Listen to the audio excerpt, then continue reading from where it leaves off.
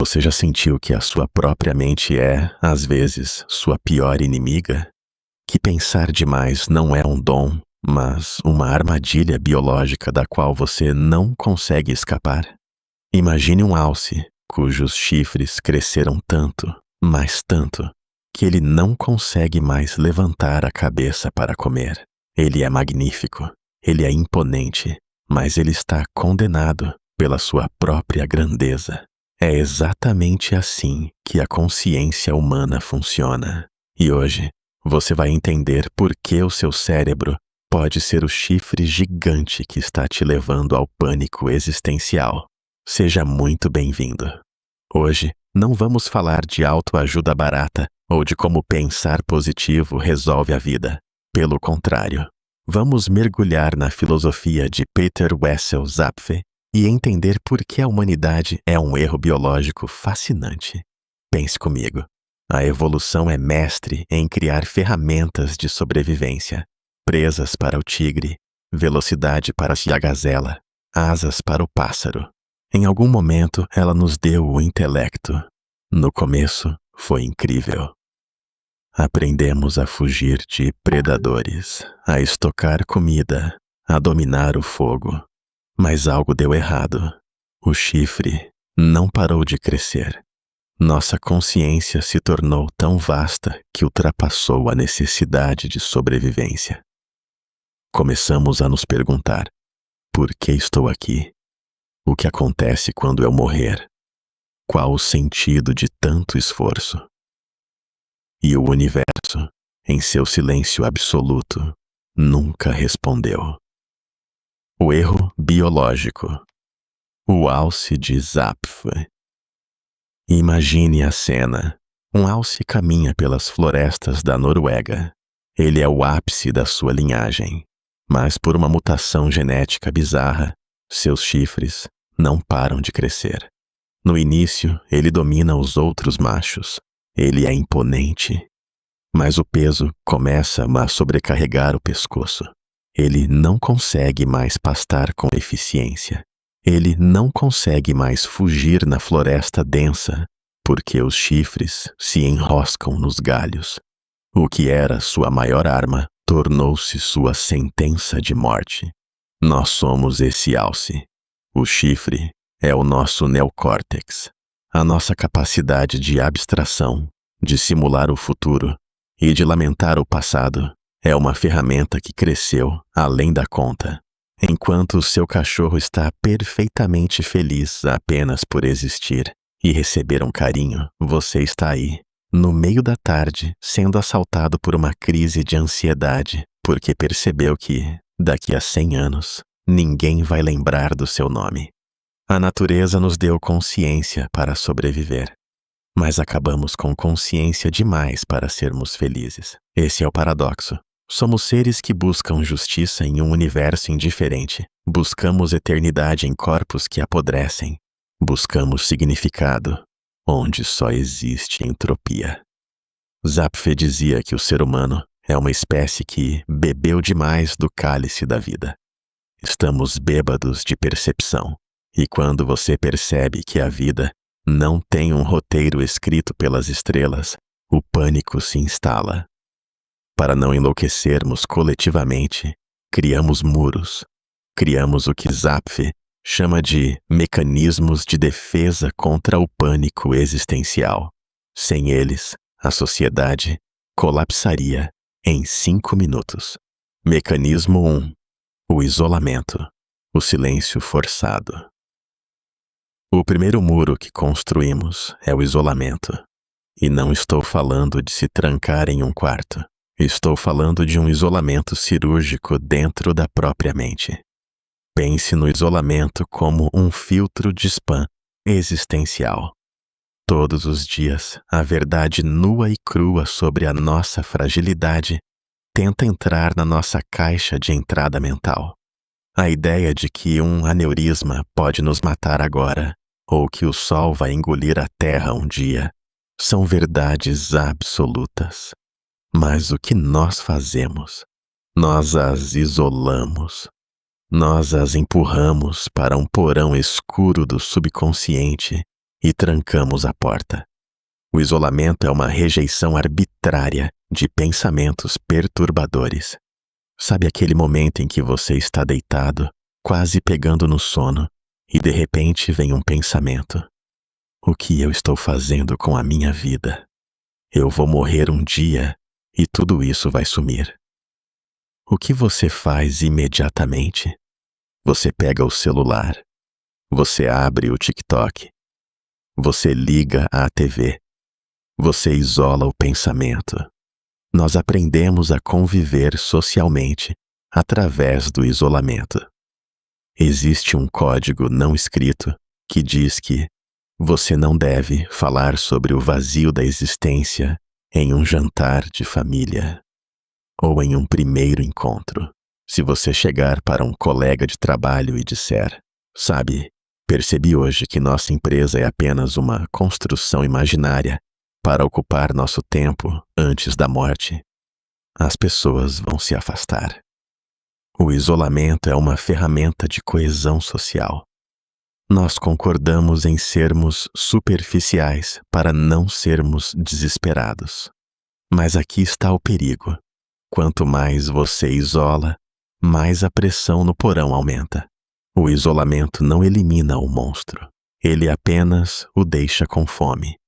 E é por isso que, quando o mundo para, como em uma pandemia ou em um momento de luto, as pessoas entram em colapso. O muro do isolamento cai e toda a verdade represada invade a sala de estar. O conflito da autenticidade. Aqui entra um ponto crucial para você que está assistindo. Você sente que está vivendo uma mentira? Porque, de certa forma, o isolamento nos obriga a ser inautênticos. Para sermos normais, temos que fingir que o abismo não está ali, logo abaixo dos nossos pés.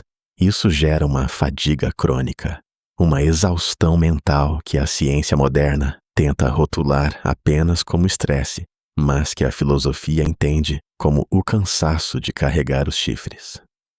Estamos gastando uma energia colossal apenas para manter a porta do porão fechada.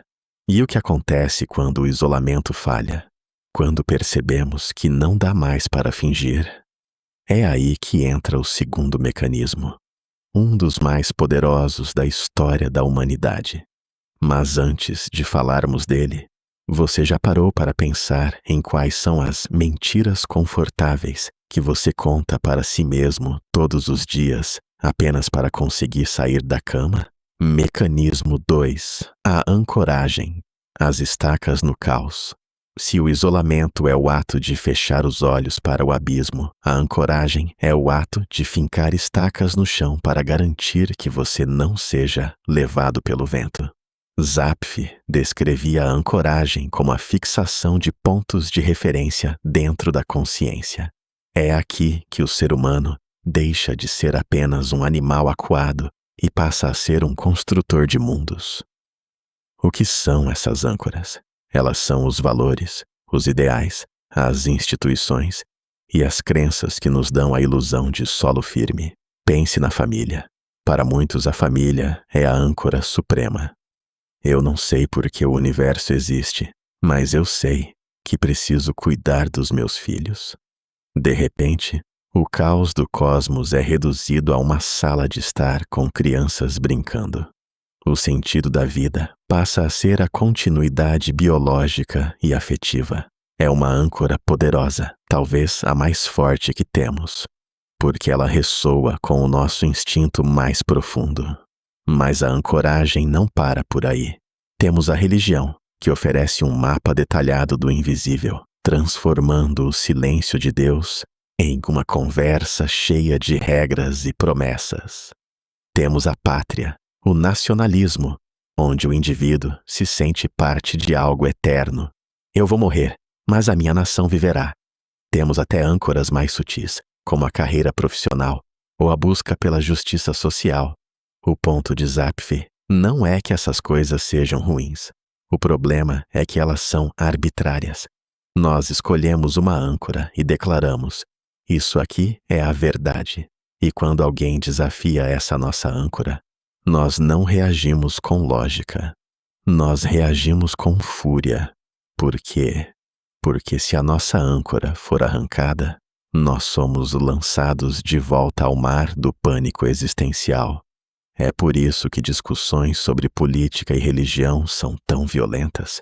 Não é apenas uma divergência de opiniões, é uma ameaça à nossa estabilidade mental. Vivemos em uma era de âncoras líquidas.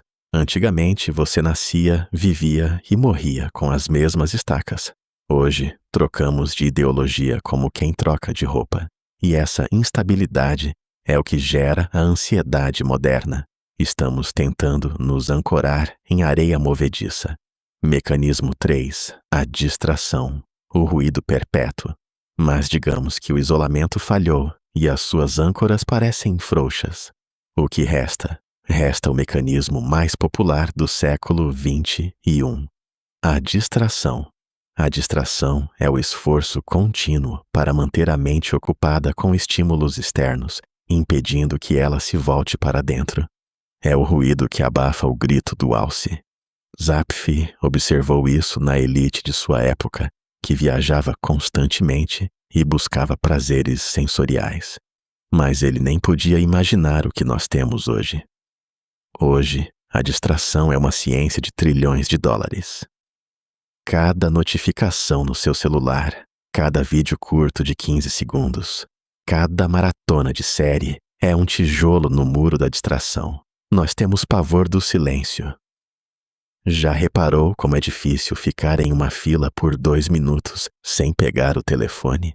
O silêncio é perigoso porque, no silêncio, a consciência começa a pesar. No silêncio, os chifres começam a pender para baixo. A sociedade de consumo é essencialmente uma máquina de distração em massa. Compre isso e você se sentirá novo. Assista a isso e você esquecerá seus problemas. O problema é que a distração vicia. Você precisa de doses cada vez maiores de estímulo para manter o vazio afastado. É uma corrida onde a linha de chegada está sempre se movendo. O custo da fuga. O que acontece com uma sociedade que vive apenas de isolamento, ancoragem e distração? Ela se torna uma sociedade de sonâmbulos. Nós funcionamos perfeitamente como peças de uma engrenagem, mas perdemos o contato com a nossa essência mais profunda, mesmo que essa essência seja dolorosa. Zapf acreditava que essa condição humana era trágica, mas também havia uma beleza nela. Existe uma dignidade em reconhecer que somos erros da natureza, mas a maioria de nós prefere o conforto da ilusão. E aqui eu te pergunto, se você tirasse todas as suas distrações agora, se as suas âncoras fossem questionadas e se o seu isolamento falhasse, quem sobraria aí dentro? É uma pergunta assustadora, eu sei, mas é nessa rachadura da alma que surge a chance de algo novo. É onde surge o quarto mecanismo, o mais raro e o mais potente de todos. Mecanismo 4. A sublimação, transformando chumbo em ouro. A sublimação é o mecanismo dos artistas, dos filósofos, dos cientistas e daqueles que decidiram que se a vida é uma tragédia, então que seja uma tragédia digna de um Oscar. Zapf via a sublimação como o processo de converter a energia do pânico existencial em algo criativo ou valioso. Em vez de fechar os olhos para o abismo, isolamento, ou se agarrar a uma estaca, ancoragem, quem sublima olha diretamente para o vazio e decide pintá-lo, escrevê-lo ou transformá-lo em uma fórmula matemática. É aqui que a dor de ser humano se torna cultura. Pense em Van Gogh pintando a noite estrelada, enquanto sua mente desmoronava. Ele não estava tentando se distrair da angústia. Ele estava usando a angústia como tinta. Pense em um músico que escreve uma letra dilacerante sobre a perda. Ele pegou o sofrimento bruto, aquele peso insuportável no peito, e o transformou em algo que outras pessoas podem ouvir e dizer: eu também me sinto assim. A sublimação é a nossa maior vitória sobre o absurdo. É o momento em que o alce olha para os seus chifres pesados e, em vez de se lamentar, decide esculpir neles uma obra de arte. É uma forma de dizer ao universo indiferente: você pode não ter sentido, mas eu sou capaz de criar beleza a partir do seu vazio. No entanto, a sublimação é difícil. Ela exige coragem para encarar o monstro e habilidade para não ser devorado por ele. Nem todos conseguem transformar o pânico em poesia. Muitos de nós apenas sentem o peso, sem saber como destilá-lo. E é por isso que, para Zapf, a sublimação é o mecanismo mais aristocrático da mente, não no sentido de dinheiro, mas de elevação espiritual. O último estágio, a aceitação rebelde. Chegamos agora ao ponto crítico. Se todos esses mecanismos são formas de lidar com o erro biológico da consciência, qual é o destino final? Zapf chega a uma conclusão sombria, mas libertadora: a aceitação rebelde. A aceitação rebelde é o entendimento de que não há cura para a condição humana. Não existe um final feliz, onde o sentido da vida é finalmente revelado em um envelope dourado. O sentido da vida é que a vida não tem sentido. E, em vez de isso, ser motivo para desespero total, pode ser a base para uma liberdade absoluta. Imagine um prisioneiro que descobre que as grades da sua cela são feitas de fumaça. Ele ainda está na cela, ele ainda tem limitações, mas ele não precisa mais temer o carcereiro. A aceitação rebelde é o que o filósofo Albert Camus, contemporâneo espiritual de Zapf, chamava de o mito de Sísifo. Sísifo é condenado a empurrar uma pedra morro acima pelo resto da eternidade, apenas para vê-la rolar de volta toda vez que chega ao topo. Zapf e Camus concordam em uma coisa: devemos imaginar Sísifo feliz. Não porque ele gosta de carregar a pedra, mas porque ele é dono do seu esforço. Quando você aceita que o universo não te deve nada, que não há um plano mestre e que você é um acidente magnífico da evolução, você para de esperar permissão para ser quem você é. Essa é a rebeldia. É viver intensamente, amar desesperadamente e criar furiosamente, sabendo perfeitamente que tudo isso acabará em pó. É o não definitivo ao niilismo passivo. É dizer: sim, eu sou um alce com chifres pesados demais, mas olha como eu caminho com eles. 3. Conclusão. O convite ao despertar. Nesta jornada pela teoria existencial do alce, exploramos os cantos mais escuros da nossa psique. Vimos como nos isolamos, como nos ancoramos em mentiras confortáveis, como nos distraímos até o esquecimento e como raramente sublimamos nossa dor. Mas a pergunta que fica para você, que chegou até o final deste vídeo, é: qual mecanismo você tem usado mais? Você está vivendo no automático, esperando que o próximo vídeo ou a próxima compra silencie a voz no fundo da sua mente? Ou você está pronto para aceitar o peso dos seus chifres e começar a esculpir algo real a partir deles? A verdade de Zapf não é um convite à tristeza, mas um chamado à autenticidade. Quando paramos de gastar energia fingindo que somos normais, finalmente temos energia para sermos humanos. Se este conteúdo mexeu com as engrenagens da sua consciência e te fez olhar para o espelho de um jeito diferente, eu te peço um pequeno gesto de conexão. Curta este vídeo e se inscreva no canal. Aqui, nós não temos medo de encarar o abismo, desde que façamos isso juntos. E para continuar essa exploração sobre os mistérios da mente e da existência, obrigado por carregar esse peso comigo hoje. Fique bem, mantenha sua rebeldia viva e até o próximo vídeo.